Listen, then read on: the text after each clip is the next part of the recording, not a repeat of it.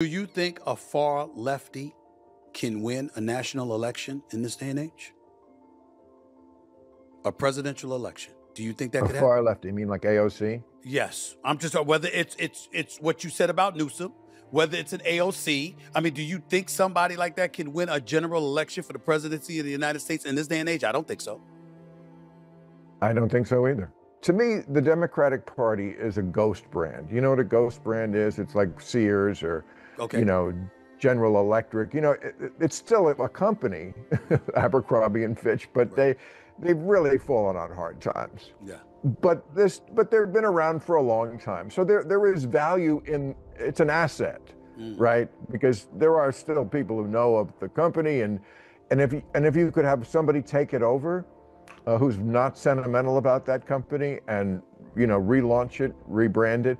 But it would have to be somebody who is unapologetic about calling them out. People have lost faith in the Democratic Party for very good reason. So Ma lit up on Stephen A. Smith's show, and it was pure fire.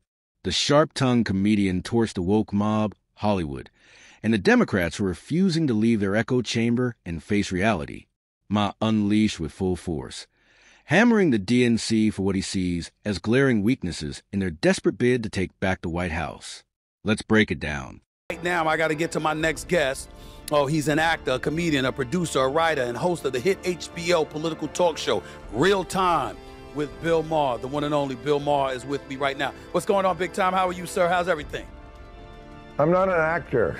Well, Don't ever call me an actor. I apologize. I'm the opposite of an actor, like you.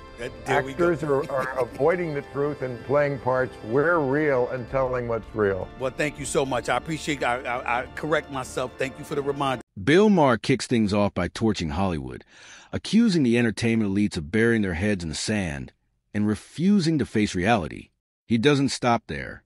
Politicians get roasted, too.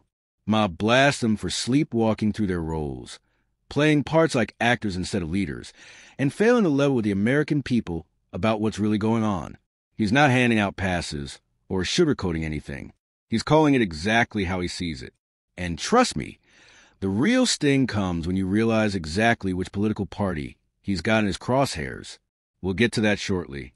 For now, let's hear his answer when Stephen A. Smith pressed him on Jimmy Kimmel's return to late-night television. At MAGA, that's different. And he didn't lie. He said what he thought was true, which I disagreed with. I mean, I gave my spiel about it on the show last week, and, you know, it was basically saying something very different than what Jimmy said. I don't think he got it right. I think he's, quite frankly, in his liberal bubble, which is why, let's be real, those shows are struggling, is because they, I think, arrogantly dismiss half the country. They don't speak to them, let alone for them. This is exactly why so many people can't stand Bill Maher. Because unlike his late-night pals, he's not afraid to torch his own side.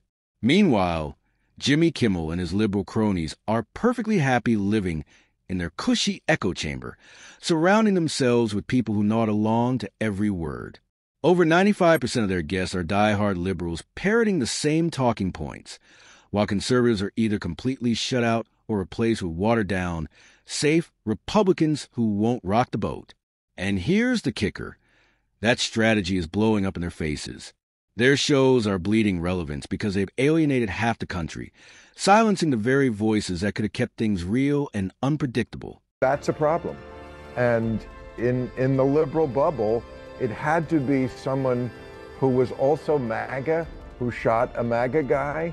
You know, my piece was just about how you can't even try to make sense politically of a lot of these people who committed these political atrocities, because they're just crazy. And it's I wish it was politics. That would make it a lot easier. It's actually nihilism.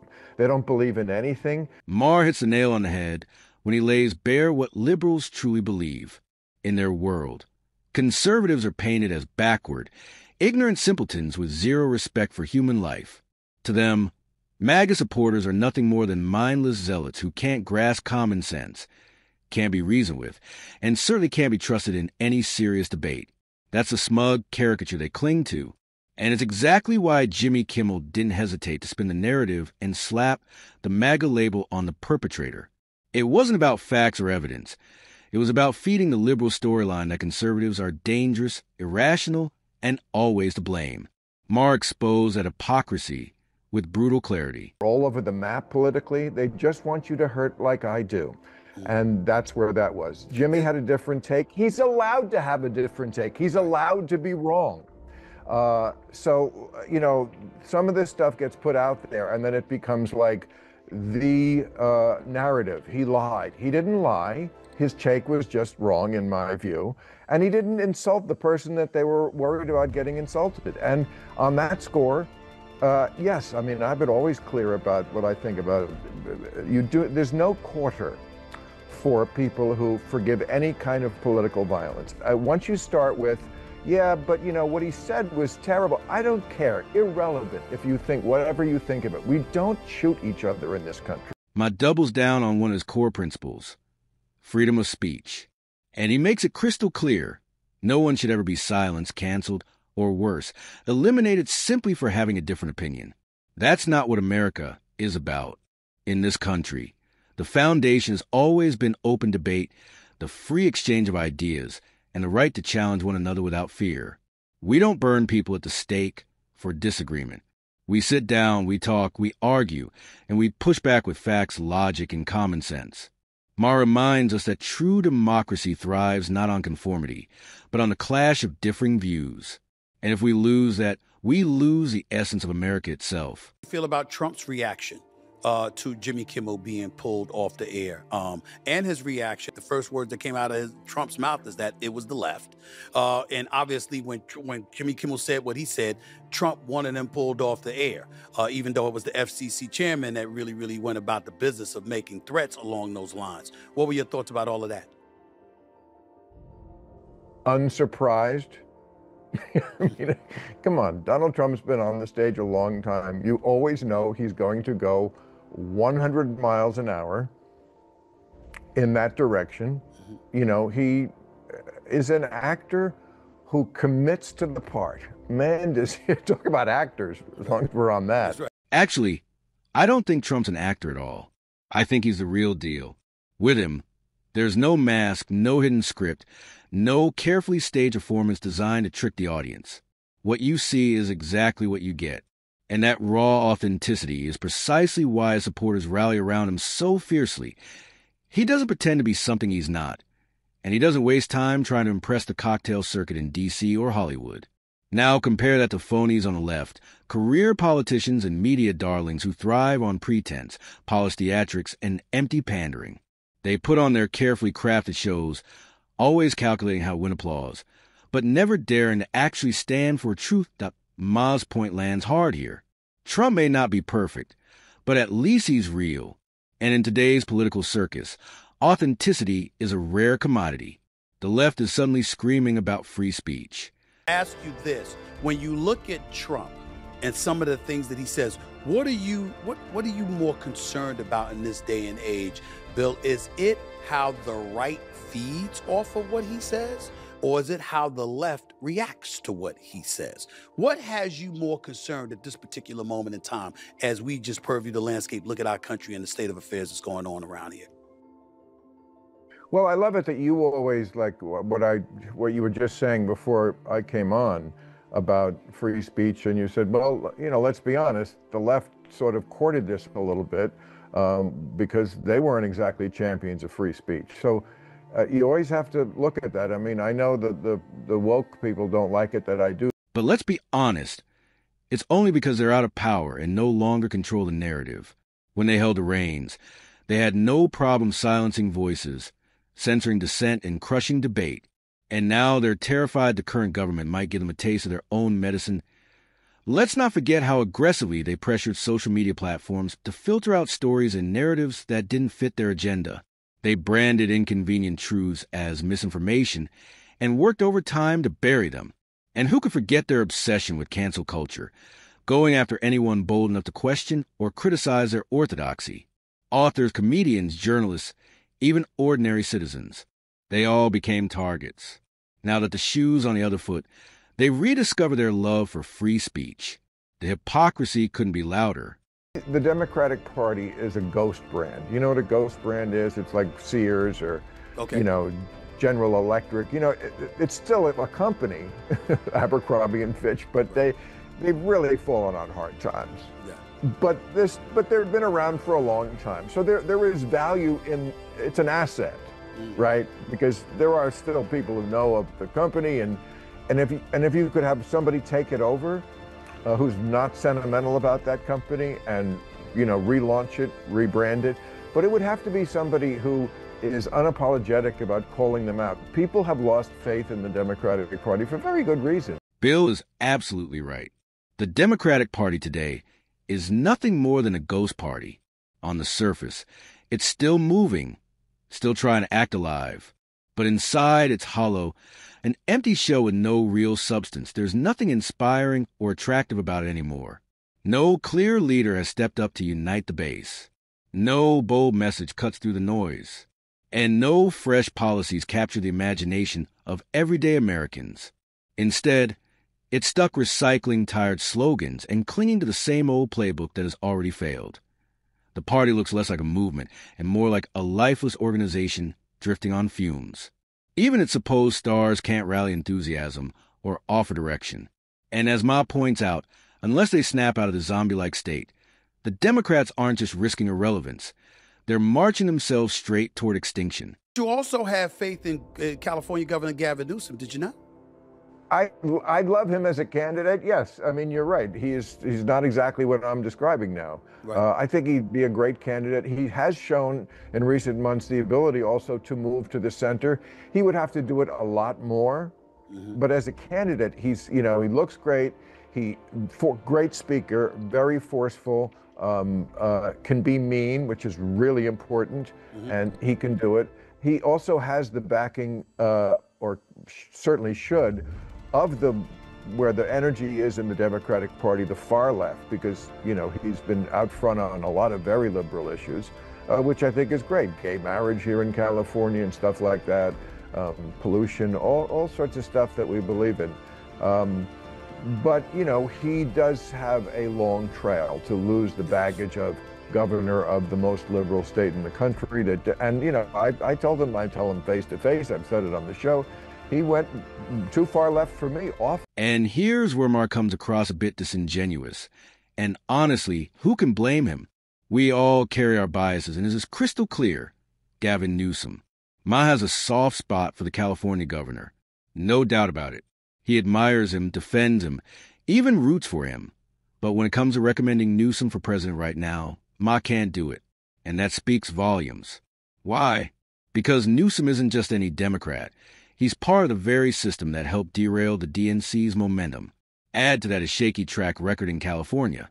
Rising homelessness, high taxes, businesses fleeing, and suddenly his shine looks more like tarnished. Oh, even Gavin Newsom's loudest cheerleader can't convince himself that Newsom is a man to resurrect a dying Democratic Party. At least not now. And if Maher won't buy into him, why should anyone else? Do you think a far lefty can win a national election in this day and age? A presidential election. Do you think that could happen? A far lefty, you mean like AOC? Yes. I'm just whether it's what you said about Newsom, whether it's an AOC. I mean, do you think somebody like that can win a general election for the presidency of the United States in this day and age? I don't think so. I don't think so either. I mean, that's, anything is possible, and possibly it would excite a certain group of people who have not voted. What if 80% of Gen Z voted? Could then a Mondami-like candidate win? I guess so. But I'm not expecting that to happen, and I don't think it's the smart bet for the Democrats. Do you think a far lefty can win a national election in this day and age? A presidential election.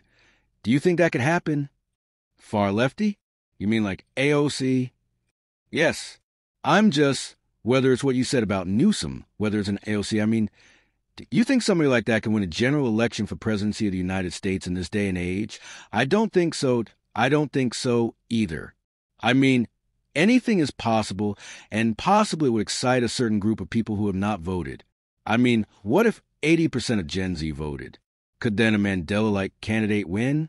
I guess so. But I'm not expecting that to happen. And I don't think it's the smart bet for the Democrats. Yep, AOC and Zoran Mani might generate excitement among Gen Z voters.